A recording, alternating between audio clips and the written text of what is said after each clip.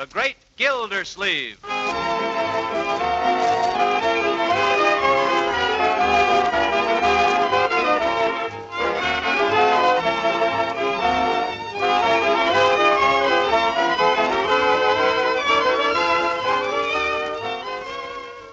A special rebroadcast for all you soldiers, sailors, and Marines of the United Nations. Listen to another amazing episode in the life of the Great Gildersleeve.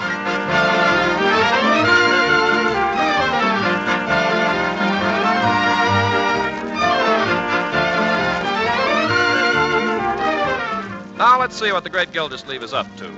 Those who know him will find it hard to believe, but at 6 o'clock in the morning, a good hour and a half before breakfast, he's up and out of the house. Dressed in a sweater, some old flannel pants, and a pair of bulging sneakers, he's out on the streets of Summerfield, jogging along at a dog trot with Leroy pacing him on his bicycle. I think we'd better turn back pretty soon, Leroy. Leroy! Come on, Unc. What's keeping you? Slow down. I thought you wanted some exercise. I do. But we don't have to be in such a hurry. We're not going anyplace, you know. Just for the exercise. Ah, come on. You'll never take any weight off that way. Let's go. All right. How did I ever get into this? How did he get into it? Well, for the answer to that, we'll have to go back to the evening before, when Gildersleeve found an excuse to call on a certain friend and well-wisher, Miss Eve Goodwin. In dreams I kiss your hand, madame, your dainty fingertips. Good candy. And while in slumberland, madame, I'm begging for your lips. I wonder whose picture that is. I have a chocolate, Eve? No, thanks. No more for me. You know, I've been meaning to ask you, Eve. Whose photograph is that? Photograph? On the piano here. The funny-looking goof. Who's that? The funny-looking goof is my brother, Fred. Probably doesn't do him justice. It's a very good likeness. That's why I like to have it around. Well, he's intelligent. You can see that. I'm very fond of Fred, so I love the way he looks, even if he's not handsome. Eve, you never asked me, so how would you like to have a picture of me? I have a picture of you, Throckmorton, the one that was taken that day at the picnic. Oh, that snapshot. How'd you like to have a good one? A big one that you could keep on the piano beside the other one? I mean, if Fred didn't mind. I'd love one, Throckmorton. I'll have one taken. And I hope you'll forgive me for what I said about your brother. I didn't mean anything. That's all right. He is funny-looking, but he's nice. Well, it's the pot calling the kettle black. I'm kind of funny-looking myself, I guess. Well, no one can blame a man for the way he looks if it's not his fault. But speaking of the pot calling... Yeah, I know. I've been putting on a little there lately. Yes, but I'm going to do something about it.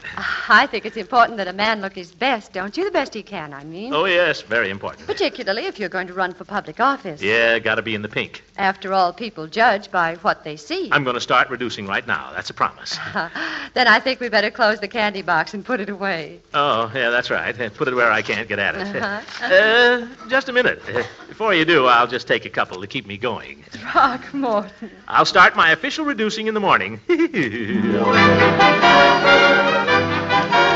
And so it is that we find Gildersleeve puffing and wheezing up South Elm Street.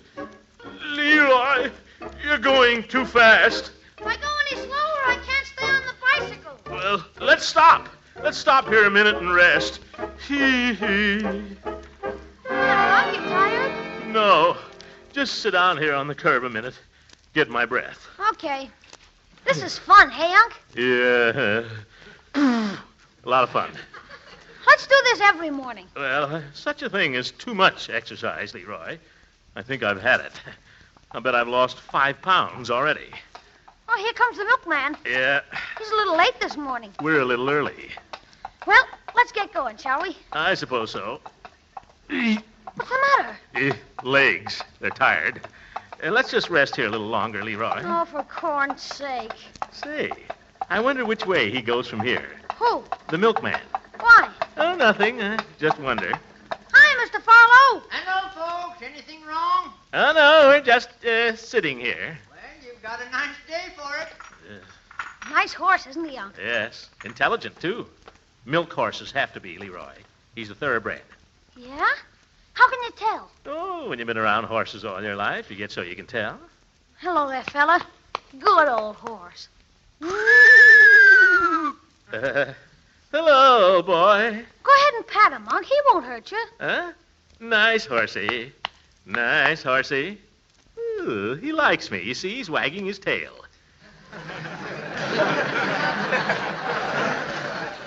He's shooing flies. Oh. Nice horsey. Hey, cut it out. He won't hurt you, Unc. What's he nudging me for? He thinks you got a lump of sugar in your pocket. Well, tell him to cut it out, Leroy. Go away. Go away, horse. Stop. Hee, tickles. Hey! Oh, he won't hurt you, Unc. Well, you don't have to slobber in my face. I think I'll ask Mr. Farlow if he'll let me drive him. Leroy, get out from that wagon. Okay. And stay away from that horse. What for? I don't like the look he just gave me. He bared his gums at me. Oh, he was just picking his teeth. The oats get stuck between. Oh, well, never mind. Here comes Mr. Farlow. Speaking of horses, I'm hungry enough to eat one. Oh, Mr. Farlow. Yes? You wouldn't be going up Lakeside Avenue way, would you? Oh, I sure am. Can I give you a ride? Unc, I thought you wanted exercise. You're not going to cheat and ride back without me. Well, all right. When you get to my house, Mr. Farlow, I wonder if you'd do something for me. Why, sure thing. Just tell him that you saw me, will you? Come on, Leroy.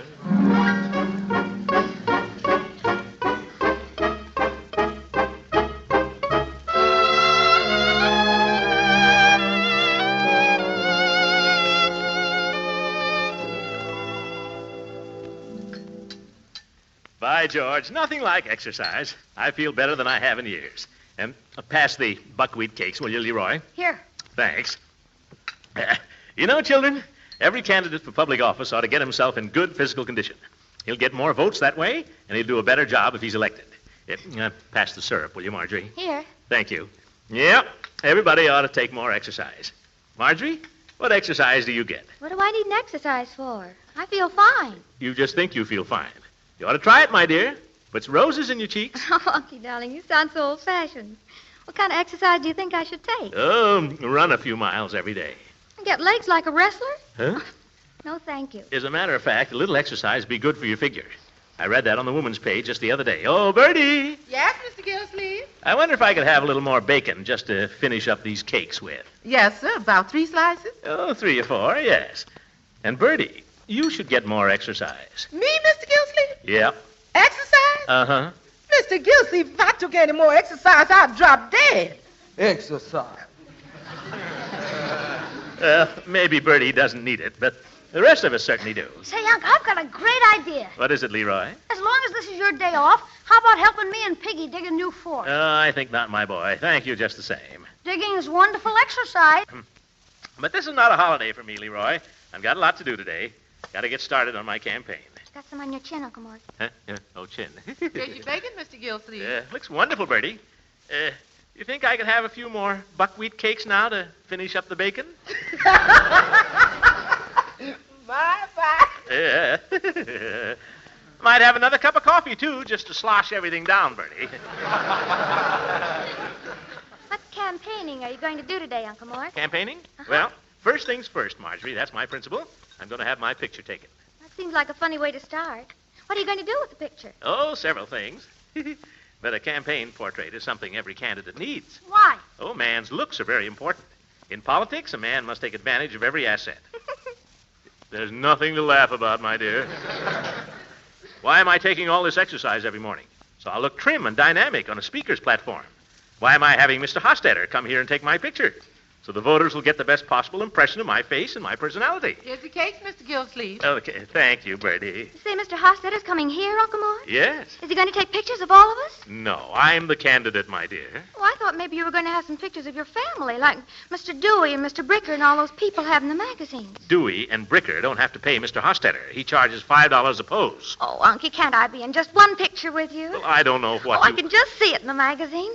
Mr. Gildersleeve in the library of his home with his attractive niece, Marjorie. Well, it might be a good thing at that. Mr. Gildersleeve in the library of his home beating up his attractive nephew, Leroy.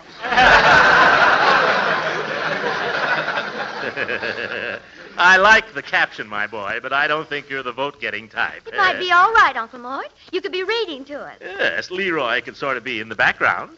Gosh, you'd think I was a freak or something. That will do, Leroy.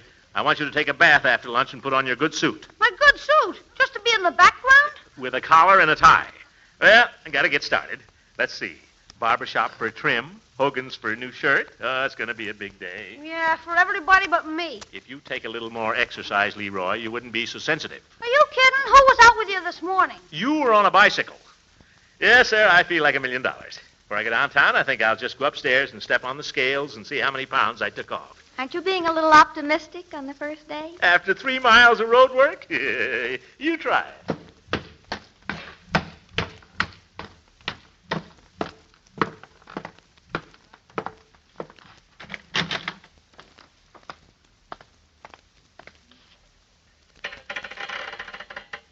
Gee, how could I gain 4 pounds?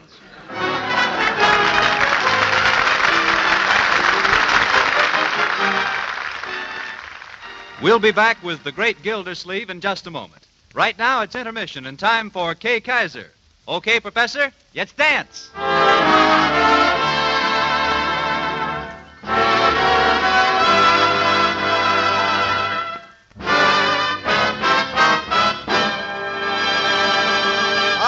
So for you and all you children listening, here comes our stop, look at, and listen to gal, gorgeous Georgia Carroll.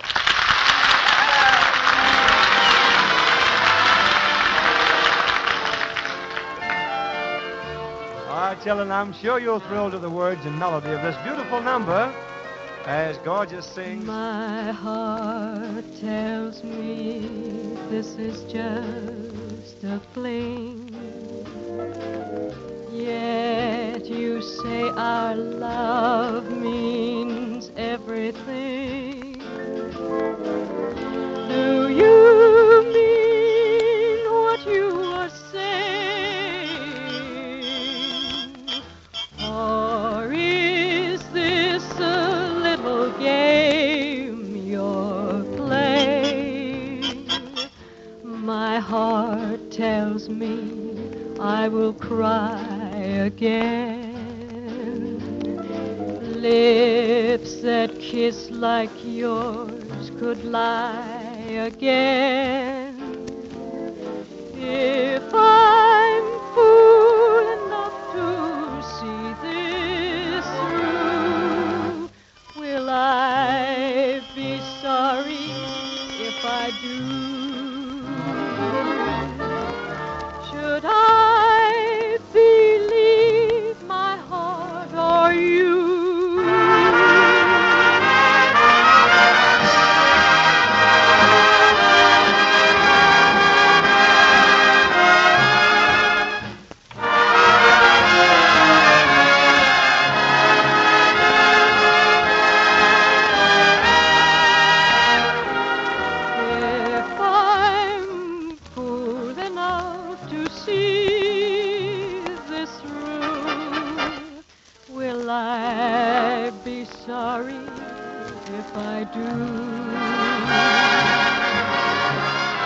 Should I believe my heart or you?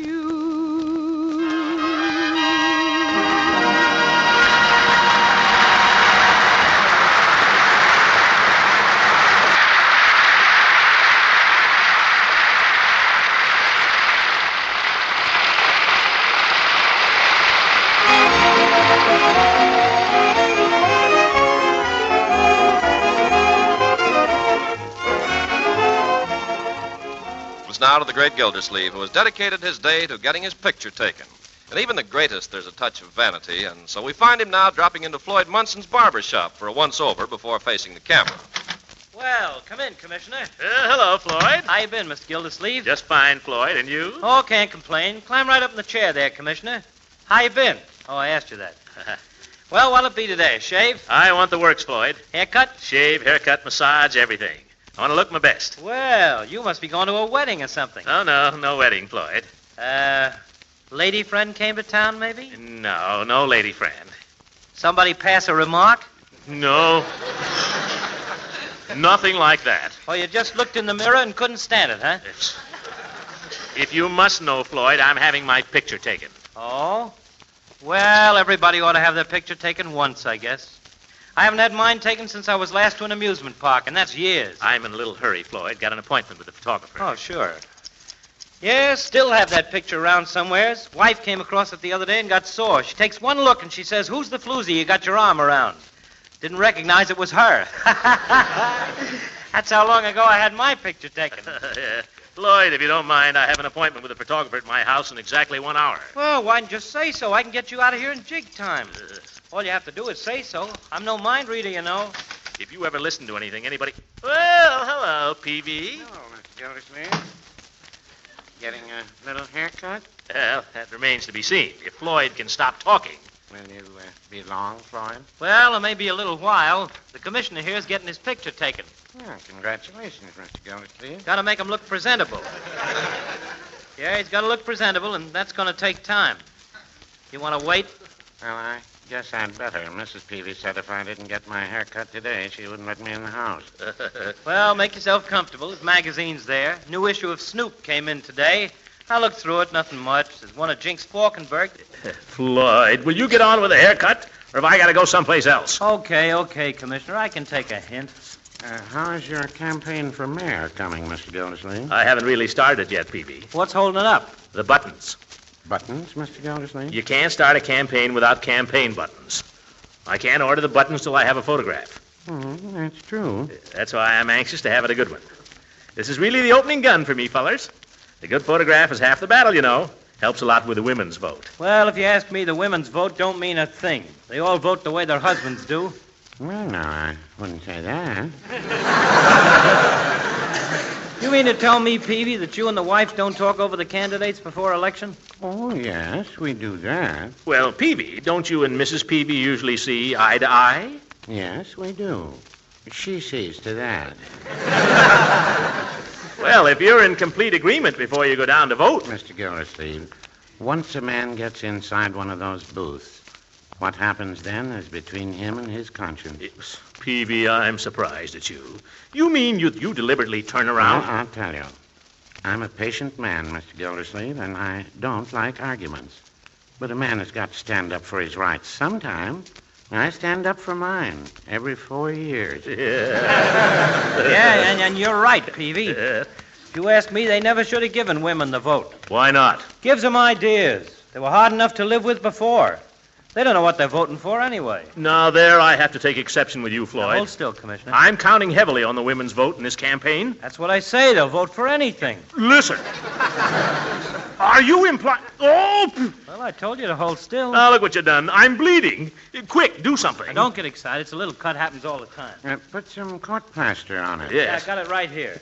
Confound it. You know, hold still. There, that'll stop it. Yeah, and look at me. Look at me. Hacked to pieces. I come in here because I want to get my picture. Now, wait a minute, Commissioner. I'm not through with you yet. Well, I'm through with you, Floyd. You're nothing but a confounded butcher. Now, Commissioner, I think that's going a little far.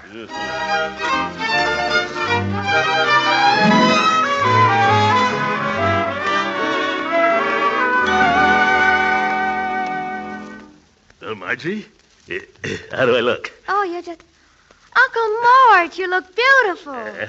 I've never seen you in a stiff collar before. You never will again, either. Well, there's no reason you should suffer so. Here, let me loosen it a little. Don't touch it. Took me an hour to get into this. Oh, now, don't be silly. Just hold still. Isn't that better? I can breathe now, anyway. Thank you. How do I look? Oh, fine, my dear. I've always liked that dress. I'm so glad. I bought it at Hogan's this morning. Marjorie. Oh, Unky, why can't you just charge it to campaign expenses? Because nobody's paying for my campaign but me. No rich men are going to boss me when I'm the mayor. At least I haven't had any offers so far. Oh. But I needed a dress. I'll have to be seen in public occasionally, and a candidate's family ought to look decent. I don't care, Marjorie. I'm not made of money. Now, you mustn't get all excited before Mr. Hostetter gets here. You ought to be nice and serene for the photographer. Well, you're right. I wonder where the devil he is. Now, don't start worrying. I wish I hadn't left it at Judge Hooker to bring him here. Is Leroy ready? Leroy? He isn't even here. What? Where is he? I don't know. That darn kid. I asked him to do little enough for me. You'd think he'd remember this. Leroy! Oh, Leroy! All right, he can just go without having his picture taken. Oh, where's my globe? Globe? What globe? There's only one globe, Marjorie. Globe. Globe, round globe, the earth, terra firma. The globe I got 2 years ago for Christmas. Oh, that. Oh, Bertie put it over here on the shelf. What on earth do you want it for? Well, I've been looking at some of the pictures of the other fellows in the magazines. Those fellows that claim they aren't running for president. And I notice they like to stand with their hands on a globe, like this. Well, what for? It looks silly. It'll show the voters I'm thinking about world affairs. These things are very complicated, my dear. Oh, the photographer. It's about time. Well, hello, Judge. Gildy. Hello, Mr. Hostetter. How do you do? I was afraid you'd forgotten all about me. Just let the campaign manager do the worrying, Gildy. Mr. Hostetter, shake hands with the next mayor of Summerfield. I've already met Mr. Gildersleeve, Judge. Oh? Well, you photographed all the mayors in the last 20 years. What do you think of his chances? Hard to say. First time I saw Terwilliger, I didn't think he'd ever make it. Well ahead of Terwilliger. What was his name? Carson? Oh, yes, Carson. Didn't think he'd make it either. Well ahead of Carson. Lawler? Lawler. I thought he was sure to lose. Yes, Mr. Gildersleeve, you might have a very good chance. Well, I'm glad you think so, Mr. Hostetter. I wish you had a little better record, though. This is my niece, Marjorie. I thought we might get a few shots of me with my family. How do you do, Mr. Hostetter? How do you do, young lady? And now, Mr. Gildersleeve, first the portrait, don't you think so? Oh, the portrait, yes. I think maybe something full length, standing here with my hand on the globe, huh? What do you think? Oh, that's fine. Yes, I'll set up my camera. Wait a minute, Gildy. You're dressed all wrong for this. What are you talking about? Well, you look all dressed up. You want to look a little mussy, like you were busy. Well, this is a new suit, and I want it to look good. Go ahead and shoot, Mr. Hostetter. Yes, sir. You want the full face, Mr. Gildersleeve? Full face? Oh, yes, whatever you think best. Could I see the profile, please? Yeah, profile? Yes, just look off toward your niece there. Oh, how's this? I'll try the other profile. Oh? This way? How about a 3/4? Look off here. Like this? Give me the full face again. Make up your mind, Hostetter. All right. Oh, that's fine. Now, if you can just hold absolutely still. Still? Oh, time exposure. Yes. Now, hold it, hold it, hold it. Hi, Unc. What's going on? Quiet. Leroy, you spoiled the picture. What did I do? That was a time exposure. This is my nephew, Leroy, Mr. Hostetter. Oh. I don't know if you'd want him in the group. Leroy'd be fine, Gildy. Typical American boy. I don't like to think so. Well, run upstairs and wash your face and change your clothes, young man. Oh, gosh, do I have to? Now, Gildy, you're making the same mistake again. Don't have Leroy looking like a dummy in Hogan's window. Let him look natural. Who'd vote for Leroy the way he looks now? Tss, filthy. Now get cleaned up and hurry. Okay. Gosh, just because he wants to be the mayor. All right, Mr. Hostetter. Now the portrait. Is this the way I was? Oh, that's it. Now, steady. Hold it, hold it, hold it, hold it. That's it. Long time to hold your breath. Now, how about one with Marjorie? Oh, very well. Something on the sofa, perhaps? Mm-hmm, that'd be nice. Yeah, I guess that'll be all right. Come on, my dear. Gildy, will you let me make one suggestion? What? Will you let me rumple your hair a little? No, I'll rumple my own hair. How's that? Terrible. You look as though you'd been in a fight and lost. Now, see here, Hooker. Oh, wait a minute, Uncle Mort. There. How's that, Judge? Fine. Thank you, Marjorie. Is that suitable, Hostetter? Well, if that's the way you like it. Now, young lady, if you look just a little more toward your uncle. Oh, my face is better looking the other way. Look where Hostetter tells you to, Marjorie. I'm running for mayor. Oh, well. Is this all right? Smile. This is a happy, intimate home scene, for goodness sake. Oh, yeah. Now, Mr. Gildersleeve, if you could smile, too. Huh? If you could smile, too. Come on, nice big smile. Oh, yes, all right. Ha-ha. Now, that's fine. Now, if you can just hold that. Eh? Hold it, hold it, hold it, hold it. Thank you. Now, if we can get one with Leroy and Marjorie, that ought to be enough. Yes, where is that kid? Well, you told him to clean up. Perhaps he's taking a bath. Not Leroy. Leroy. Oh. Yeah. I'll get him down here. Leroy! Oh, Leroy! What's the trouble up there? No pants! All right, no picture. That's enough pictures, I think, Mr. Hostetter. Before you go, though, I wonder if I could have a word with you privately. Oh, certainly. What's this, Gildy? None of your business, you old goat. Well, if you're my campaign manager... No, you're mine. But this has nothing to do with my campaign. Now, Mr. Hostetter. Yes, Mr. Gildersleeve. On the portrait, the first one, I'd like one print made up kind of special. Kind of special? Yeah, I want a big print in one of those folders, you know. Oh, yes. And you might, well, touch it up a little here and there. Huh? Oh, I see. You mean round the chin? We needn't go into details. You know your business. I'm sorry. I only That's meant... all right. Just make it look good. Could you have it for me tomorrow? Oh, yes, sir. What would you think of just a touch of color, Mr. Gildersleeve? Gives a very nice effect. Color?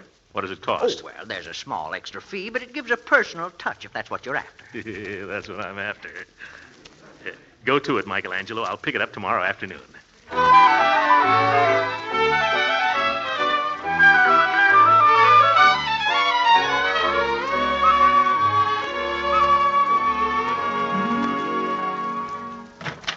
Throckmorton. Yeah, it's me. I wasn't expecting you this evening. I came for a surprise. Well, you're always a nice surprise. I brought another one besides. Oh, now, Throckmorton, if you've brought more candy. Oh, no, Eve. No more of that. You notice the difference in my waistline? Well... I guess it's too soon for it to show. But I'm working on it, Eve. You remember I promised to bring you my picture? Oh, yes. Well, I've got it. What's the matter, Throckmorton? Well, before I give it to you, Eve, I just want to say that this means something to me. I don't get a cabinet photograph taken every day, and I don't go around giving them to girls either. Well, I'm glad you don't. I mean, I think it ought to mean something when a girl puts a man's photograph on her piano, don't you? Yes, it does. Well, here it is.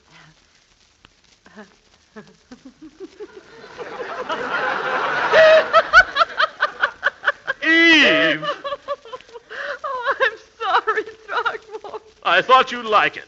But it's so funny. Well, if you think I'm funny. Oh, but I don't. That's just the point. I don't think it looks a bit like you. You don't? Well, of course not.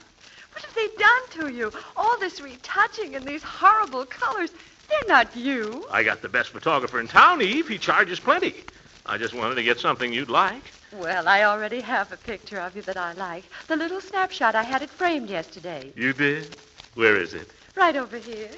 Oh, on the piano. Now, this looks like you. But this other atrocity. Look at those pink cheeks. Yeah. And those retouched eyebrows. Yeah. Silliest thing I ever saw. Here, give me a pencil. I'll show you how to retouch. Oh, Throckmorton. There. Whiskers. Yeah.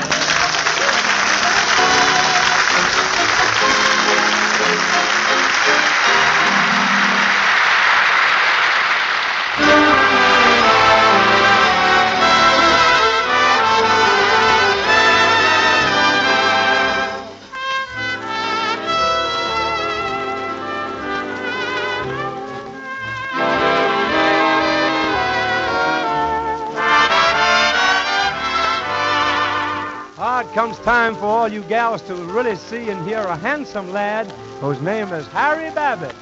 Harry? Did I see moonlight and magnolia trees? Smile again, my darling, if you please. Did I hear music on a warm spring breeze? Speak again, my darling, if you please. This rebroadcast is a presentation of the Armed Forces Radio Service. September rain just then, if you please, touch my cheek with your hand again. When you are near me, I can dream with ease, and I'm yours, my darling, if you please. Yes, I'm yours, my darling, if you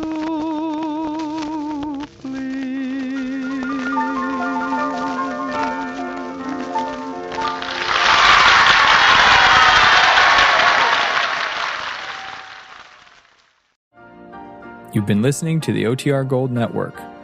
Find more classic radio at otrgold.com.